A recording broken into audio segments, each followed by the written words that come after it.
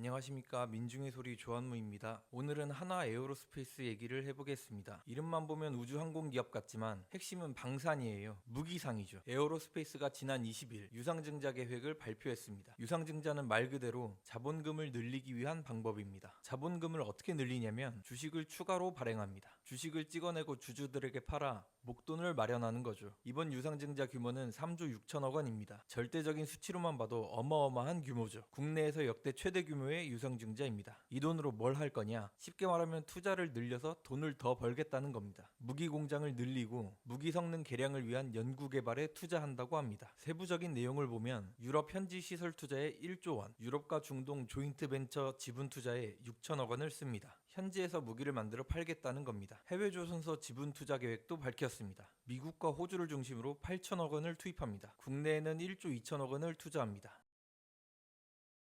투자 계획에 대해 시장은 대체로 공감하는 분위기입니다. 국제 정세가 불안한 상황에서 유럽은 방위비를 증액하겠다고 밝혔습니다. 유럽 입장에서는 무기를 해외에서 수입하는 것보다 현지에서 조달하는 걸 선호하겠죠. 최근 EU 집행위원장은 한국 등 파트너 기업과 협력하겠다고 밝혔는데요. 조건을 걸었습니다. 유럽산 부품을 65% 이상 사용하고 유럽 내 생산 시설을 갖춰야 한다는 겁니다. 사우디는 무기 수입으로 세계 5손가락 안에 드는 국가입니다. 최근에는 수입에 의존하던 방위산업을 50% 이상 현지화하겠다고 했습니다. 에어로스페이스는 유럽과 중동 기조에 맞춰 현지 생산을 늘리겠다는 거죠. 에어로스페이스 투자 계획에 대한 의구심도 제기됩니다. 정말로 기대만큼 유럽에서 수주를 받을 수 있냐는 겁니다. 유럽이 방위비를 늘리겠다고 한 것의 속내는 SOC 등 재정 지출을 확대해 경기를 활성화하려는 취지라는 분석도 나옵니다. 러시아와의 군비 경쟁을 위해 방위비를 늘리겠다는 건 명분일 뿐이라는 거죠. 유럽의 방위비 증액에는 무기 구매뿐 아니라 군인 임금 확대, 군사용 도로와 다리 건설 등 지출도 포함될 거라는 전망이 있습니다.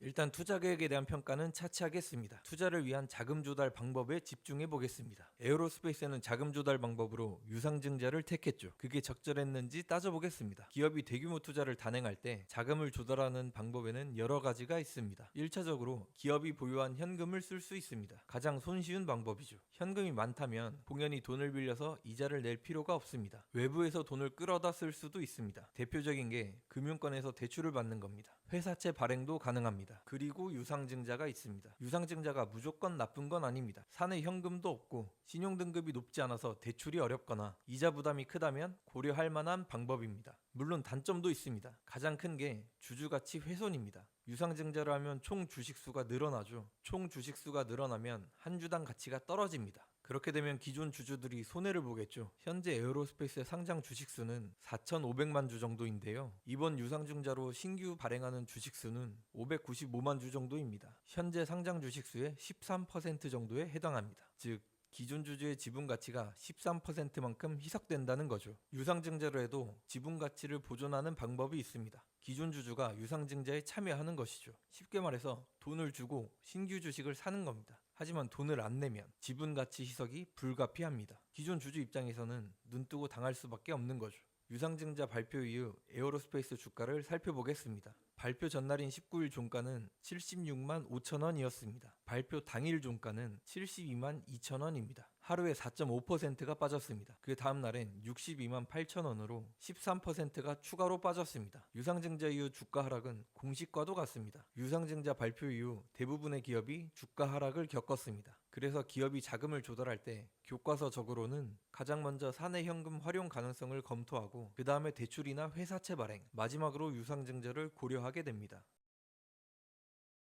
에어로스페이스는 대출을 받으면 부채 비율이 올라가기 때문에 유상증자를 택했다고 얘기합니다. 그런데 유상증자를 하지 않고 사내 현금을 사용할 수는 없었을까요? 에어로스페이스는 충분한 자금력을 확보했다고 평가됩니다. 지난해 말 기준 현금 및 현금성 자산이 3조 원에 육박합니다. 실적도 좋습니다. 지난해 영업이익이 사상 최대치를 기록했는데 1조 7천억 원에 달합니다. 올해 영업이익은 3조 원 안팎, 내년은 3조 5천억 원 수준으로 전망됩니다. 에어로스페이스는 현재 보유한 현금과 앞으로 벌어들일 수익으로 투자금을 충당할 수 있다는 얘기입니다. 그래서 이번 유상증자 결정을 두고 의아하다는 시각이 많아요. 증권가도 일제히 비판 목소리를 냈습니다. 이번 증자를 예상한 투자자는 많지 않았을 것. 단기적으로 주주가치 희석은 불가피하다. 투자 심리에 부정적인 영향을 주는 것은 불가피하다. 목표 주가를 낮추고 투자 의견을 매수해서 보류로 조정한 증권사도 적지 않습니다.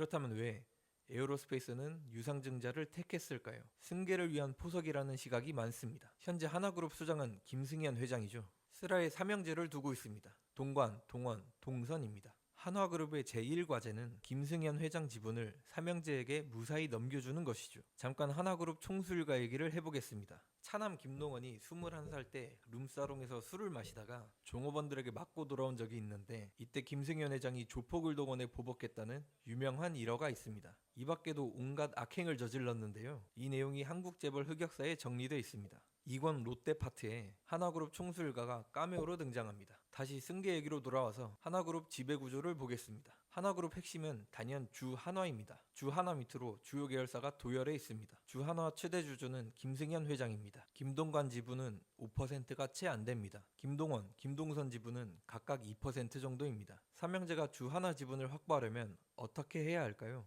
전공법은 김승현 회장 지분을 증여받는 겁니다. 근데 그러면 증여세를 내야 하죠. 시장에서 주식을 사려고 해도 돈이 필요합니다. 증여세를 적게 내고 사비를 털어 주식을 사지 않고도 삼형제가 주한화 지분을 확보하는 방법이 있습니다. 삼형제가 회사를 세워서 그 회사랑 주한화를 합병하면 됩니다. 주한화 2대 주주가 한화에너지입니다. 삼형제가 100% 지분을 가진 비상장사입니다. 사실상 삼형제 개인 회사죠. 삼형제에게 유리하도록 합병을 하려면 어떻게 해야 할까요? 삼형제 지분이 적은 주한화는 가치를 낮추고 삼형제 개인 회사인 한화에너지는 가치를 높여야겠죠. 이번 에어로스페이스의 유상증자가 주한화 가치를 낮추기 위한 일환 아니냐는 의심이 제기되는 배경입니다.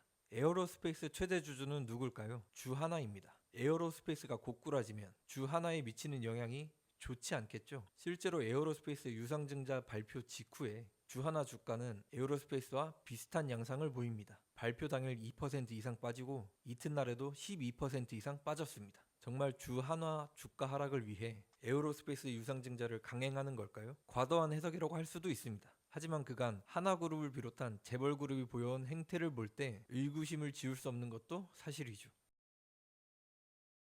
이번 에어로스페이스 유상증자가 더 괘씸한 이유가 있습니다. 에어로스페이스는 지난달 13일 계열사 주식을 사들입니다. 그 계열사는 한화오션입니다. 판 건 누구냐? 한화에너지와 하나임팩트 파트너스입니다. 한화임팩트 최대 주주는 한화에너지입니다. 한화에너지처럼 하나임팩트도 삼형제 지배력 하에 있는 거죠. 결국 에어로스페이스가 삼형제에게 돈을 주고 하나오션 주식을 사준 것과 같습니다. 대신 삼형제는 하나오션 지분이 줄었지만 삼형제에게 하나오션은 중요하지 않습니다. 어차피 하나에너지와 주한화가 합쳐지면 하나오션은 삼형제 밑으로 들어가게 되죠. 에어로스페이스는 삼형제에게서 지분을 사주고 주주들에게 손을 벌리고 있는 것입니다. 정말로 사업 확장이 시급하다면 굳이 하나오션 지분을 사들여야 했을까요? 에어로스페이스는 하나오션 지분 매입에 대해 사업 시너지 제고를 이유로 들었는데 썩 납득이 가지 않습니다. 질문을 바꿔보겠습니다. 에어로스페이스는 왜 하필 지금 삼형제의 하나오션 지분을 사줬을까요? 하나오션 주가가 천장은 아니라도 어깨쯤은 왔다고 생각해서 비싸게 사준 건 아닐까요? 하나오션이 하나그룹으로 편입된 건 2023년입니다. 당시엔 하나오션이 아니라 대우조선 해양이었죠. 대조양 주식을 하나 계열사들이 나눠서 사들입니다. 에어로스페이스, 하나에너지, 하나임팩트도 지분 매입에 참여했습니다. 그때 한 주당 얼마에 샀냐면 19,150원입니다. 그런데 이번에 에어로스페이스는 이 주식을 얼마에 샀을까요? 한 주당 58,100원입니다. 이번에 에어로스페이스가 하나에너지와 하나임팩트에게서 산 하나오션 지분이 2,200만 주가 조금 넘습니다. 단순 계산하면 하나에너지와 하나임팩트는 8,700억 원 이상의 수익을 올린 겁니다. 반대로 에어로스페이스 입장에서는 크게 미치는 장사를 한 거죠.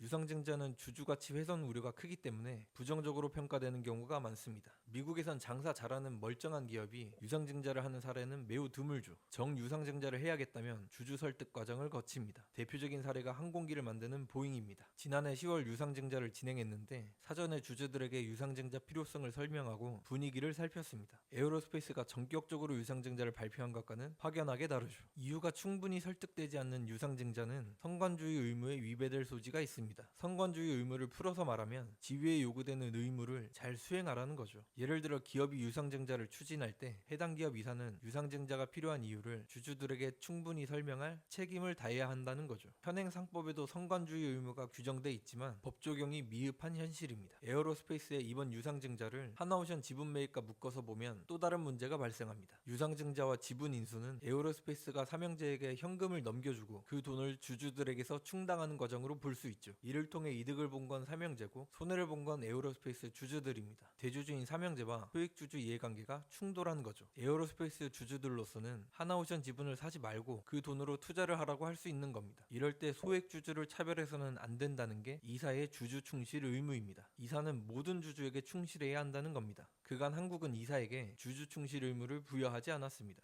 재벌기업이 총수일가에 유리한 결정을 해도 제재가 제대로 이루어지지 못했죠. 이사의 주주 충실 의무가 명시된 상법 개정안이 지난 13일 국회를 통과했습니다. 앞으로 기업 이사는 주주가치 훼손 우려가 있는 결정을 할 때 더 심혈을 기울이게 되겠죠. 주주들이 소송을 걸어올 수도 있으니까요. 아직 상법 개정안이 시행되지는 않았습니다. 그래서 에어로스페이스가 상법 개정안이 시행되기 전에 서둘러 유상증자를 강행했다는 시각도 있습니다. 정부는 다음 달 15일까지 개정안을 공포하거나 거부권을 행사할 수 있습니다. 공포가 되면 1년 뒤에 시행합니다.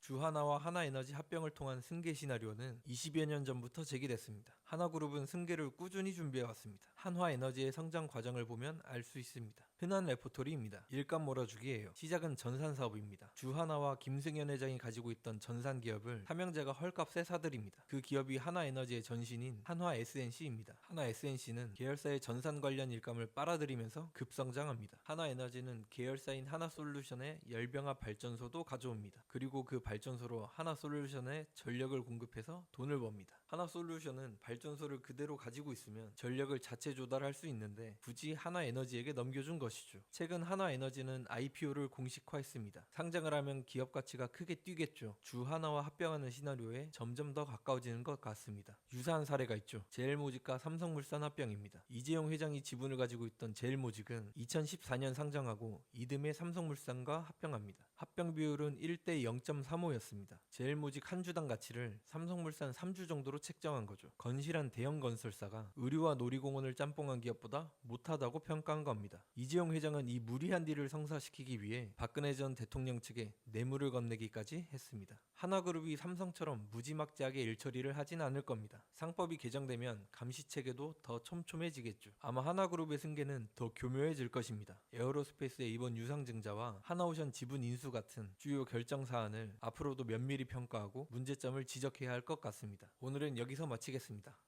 감사합니다.